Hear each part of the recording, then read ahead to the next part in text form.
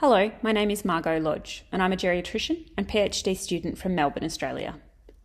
Thank you for the opportunity to present this poster on behalf of our team of researchers from Australia and the UK, using the Consolidated Framework for Implementation Research to describe common factors to the successful implementation of POPS services. Perioperative medicine for older people undergoing surgery, or POPS services, are well established at a number of UK and Australian hospitals.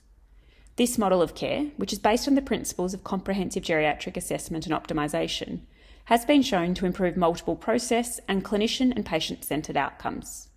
However, despite this knowledge, widespread uptake of POPS services has been suboptimal. This gap between evidence and practice is known as the implementation gap. We know that understanding barriers and enablers to successful implementation can help close this gap. So, for this project, we aimed to identify factors common to two sites that have successfully adapted and implemented POPS from its original setting. We used qualitative case study methodology to achieve our research aim. We conducted semi-structured interviews with staff involved in POPS at the two sites. The interviews were transcribed and we inductively coded each transcript, and we then mapped the qualitative codes to the POPS logic model and the CFIR. By way of very brief background, the CFIR, or the Consolidated Framework for Implementation Research, is an implementation science framework that consists of 5 domains and 39 constructs. In terms of our results, 34 interviews were conducted, 16 at Site A and 18 at Site B.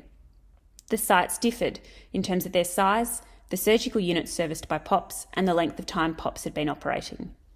We interviewed geriatricians, anaesthetists, surgeons, trainees, pharmacists, nursing staff, allied health staff, and trust executives.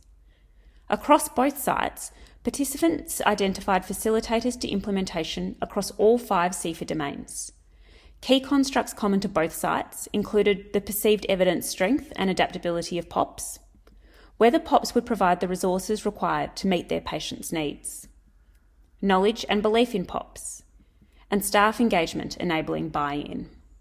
Within the inner setting domain, one site emphasised the organisational capacity for change, while the other highlighted the need for access to knowledge and information about POPS.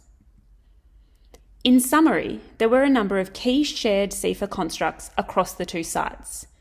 Differences were observed particularly in the inner setting domain of the CFIR. These cross-site differences and similarities reflect the impact of each trust's unique context on the adaptation and implementation of POPS locally. Other sites considering implementation of POPS must consider such factors when adapting POPS to their local context. Thank you.